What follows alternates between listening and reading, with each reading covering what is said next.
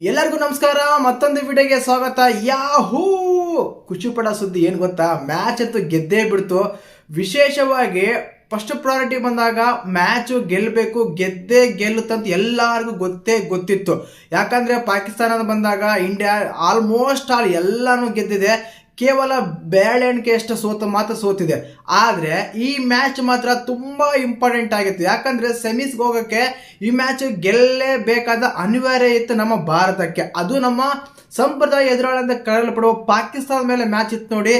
ನಮ್ಮ world cup ಗೆದ್ರೂ ಪರವಾಗಿಲ್ಲ, ಯಾರ ಮೇಲೆ ಸೋತ್ರೂ ಪರವಾಗಿಲ್ಲ, ಆದರೆ ಪಾಕಿಸ್ತಾನ ಮೇಲೆ ಮಾತ್ರ ಸೋಲಬಾರ್ದು ಅನ್ನೋದು ತುಂಬ ಜನಗಳ ಒಂದು ಇದು ಇರುತ್ತೆ, ಪ್ರಯಾರಿಟಿ ಇರುತ್ತೆ, ಆಸೆ ಇರುತ್ತೆ. ಅವ್ರ ಮೇಲೆ ಮಾತ್ರ ಯಾವುದೇ ಕಾರಣಕ್ಕೂ ಸೋಲ್ಲೇಬಾರ್ದಂತ ಅದೇ ಒಂದು ಹುಮ್ಮಸ್ಸಿನಿಂದ, ಅದೇ ಒಂದು ದಿಟ್ಟ ನಿರ್ಧಾರದಿಂದ ನಮ್ಮ ಇಂಡಿಯಾ ಕೂಡ ಇವತ್ತು ಪಾಕಿಸ್ತಾನ ಮೇಲೆ ಮ್ಯಾಚು ಗೆದ್ದಿದೆ. ತುಂಬ ಖುಷಿ ಕೂಡ ಕೊಟ್ಟಿದೆ.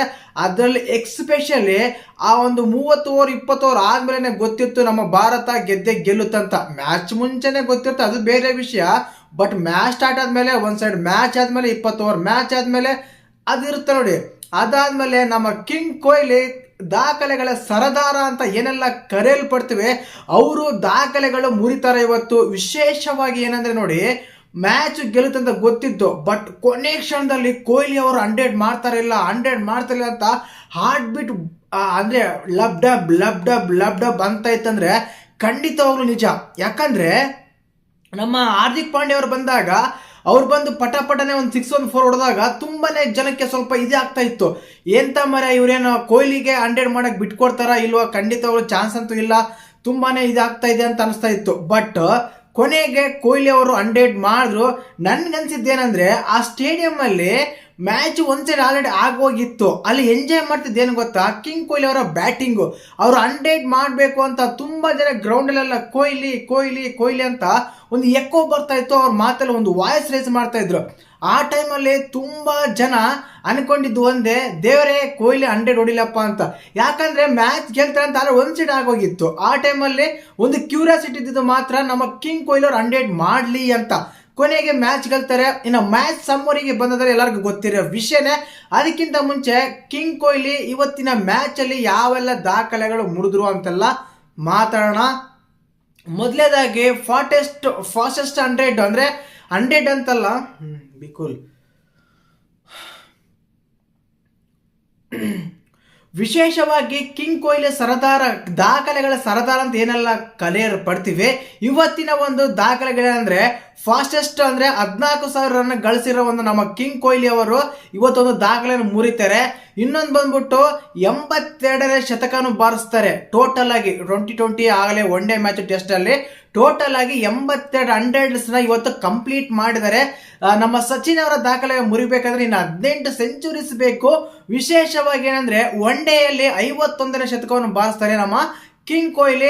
14,000 ರನ್ ಪೂರೈಸ್ತಾರೆ ಫಾಸ್ಟ್ ಆಗಿ. ಈ 3 ದಾಖಲೆಗಳನ್ನ ಉಡಿಸ್ ಮಾಡ್ತಾರೆ ಇವತ್ತಿನ ಮ್ಯಾಚ್ ನಮ್ಮ ದಾಖಲೆಗಳ ಸರದಾರ ಎಂದು ಕರೆಯಲ್ಪಡುವ ಕಿಂಗ್ ಕೊಹ್ಲಿ ಅವರು. ಇನ್ನು ಮ್ಯಾಚ್ ಸಮ್ಮರಿಗೆ ಬಂದ್ರೆ ನೋಡಿ ಹೇಳ್ತಾರ ಪಾಕಿಸ್ತಾನ ಅವರು ಎಷ್ಟು ಗೊತ್ತಿಲ್ಲ ಇಲ್ಲಿ.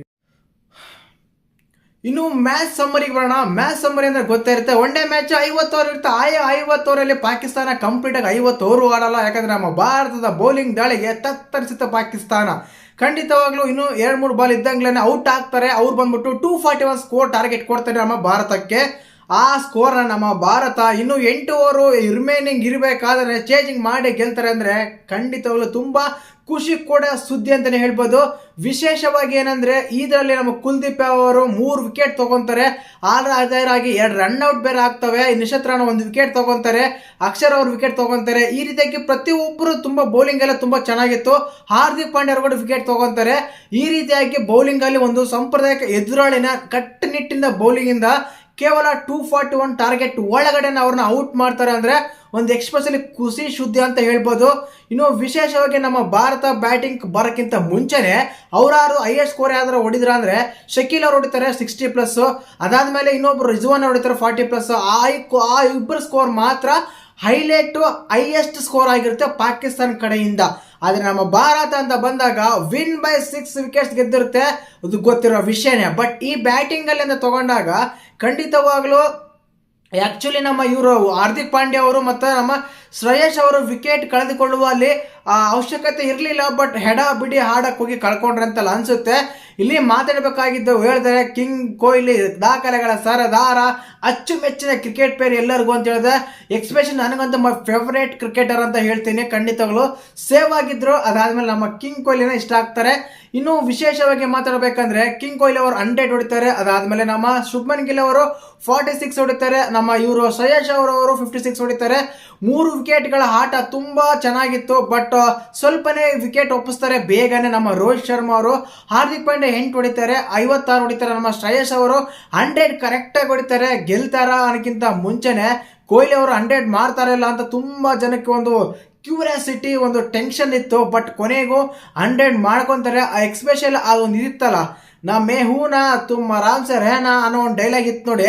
ಆ ರೀತಿಯ ಒಂದು ಡೈಲಾಗ್ ಕೊಡ್ತಾರೆ ನಮ್ಮ ಕಿಂಗ್ ಕೊಹ್ಲಿ ಅವರು ನಮ್ಮ ರೋಹಿತ್ ಶರ್ಮಾ ಕ್ಯಾಪ್ಟನ್ ಅವರಿಗೆ. ಮೇಹೂನಾ ತುಮ್ ಆರಾಮ್ ಸೆ ರೆಹನಾ ಅಂತ ಡೈಲಾಗ್ ಕೊಟ್ಟಂಗಿತ್ತು, ನಾನು ಇದ್ದೀನಿ ನೀನು ಸುಮ್ಮನೆ ಇರಿ ಅಂತ. ಆ ರೀತಿ ಎಕ್ಸ್ಪ್ರೆಷನ್ ಕೊಡ್ತಾರೆ ಒಂದು 100 ಆದಾಗ. ಯಾಕಂದ್ರೆ ಆ 100 ಆದಾಗ ಕೇವಲ ಪ್ರೇಕ್ಷಕರು ಮಾತ್ರ ಅಲ್ಲ, ಅಲ್ಲಿರೋ ಒಂದು ರೂಮ್ಮೆಂಟ್, ಒಂದು ಡ್ರೆಸ್ಸಿಂಗ್ ರೂಮಲ್ಲಿ ಇರೋ ನಮ್ಮ ಕ್ಯಾಪ್ಟನ್ ಆಗಲಿ, ಸಹ ಆಟಗಾರರಾಗಲಿ, ಒಂದು ಕೋಚ್ಗಳಾಗಲಿ, ಯಾರೇ ಆಗಲಿ ತುಂಬ ಖುಷಿ ಪಡ್ತಾರೆ, ತುಂಬ ಕ್ಯೂರಿಯಾಸಿಟಿಯಿಂದ ಇರ್ತಾರೆ. ಮ್ಯಾಚ್ ಯಾವಾಗ ಗೆಲ್ತೀವಿ ಸೆಕೆಂಡ್ ವಿಷಯ, ಕಿಂಗ್ ಕೊಹ್ಲಿ 100 ಆಯ್ತಾ ಅನ್ನೋದೇ ತುಂಬ ಮುಖ್ಯ ಆಗಿರುತ್ತೆ. ಗ್ರೌಂಡಲ್ಲಿ ಅಂತ ತುಂಬ ಸೆಲೆಬ್ರೇಷನ್, ತುಂಬ ಖುಷಿ ಆಯಿತು ಮ್ಯಾಚ್ ನೋಡಿದಾಗ. ಮ್ಯಾಚ್ ವಿನ್ ಆಗಿದ್ದಕ್ಕೂ ಕಿಂಗ್ ಕೊಹ್ಲಿ 100 ಆಗಿದ್ದಕ್ಕೂ ಎಲ್ಲನೂ ಇವತ್ತು ನಮ್ಮ ಭಾರತ ಕಡೆ ಇತ್ತು. ಅದೃಷ್ಟ ಅಂತ ಅಲ್ಲ, ಚೆನ್ನಾಗಿ ಆಟ ಕೂಡ ಆಡಿದ್ರು, ಚೆನ್ನಾಗಿ ಅವ್ರನ್ನ ಈಡೇರಿಸ್ಕಂತ ಗೆದ್ರು ಅಂತ ಹೇಳ್ತಾರೆ. ಮತ್ತು ನಿಮಗೆ ಮ್ಯಾಚ್ ನೋಡಿದಾಗ ಏನು ಅನಿಸ್ತಂತ ನೀವು ಕಮೆಂಟ್ ಮಾಡಿ. ಹಾಗೆಯೇ ವಿಡಿಯೋ ಇಷ್ಟ ಆದರೆ ಲೈಕ್ ಮಾಡಿ, ಶೇರ್ ಮಾಡಿ, ಸಬ್ಸ್ಕ್ರೈಬ್ ಮಾಡಿ. ಖಂಡಿತವಾಗ್ಲೂ ಇನ್ಮೇಲೆ ವಿಡಿಯೋಗಳು ಡೈಲಿ 1-2 ಅಪ್ಲೋಡ್ ಆಗ್ತಾನೆ ಇರುತ್ತೆ. ಇಂಥ ವಿಡಿಯೋ ಮಾಡಿ ಅಂತ ಪರ್ಟಿಕ್ಯುಲರ್ ಆಗಿ ಏನಾದರೂ ನಿಮ್ಗೆ ಅನಿಸಿದ್ರೆ ದಯವಿಟ್ಟು ಕಮೆಂಟ್ ಮಾಡಿ, ಪ್ರಯತ್ನ ಪಡೋಣ ನಿಮ್ಗೆ ಇಷ್ಟ ಆಗಿರೋ ವಿಡಿಯೋ ಮಾಡೋಕ್ಕೆ. ಜೈ ಹಿಂದ್, ಜೈ ಕರ್ನಾಟಕ. ಮತ್ತೆ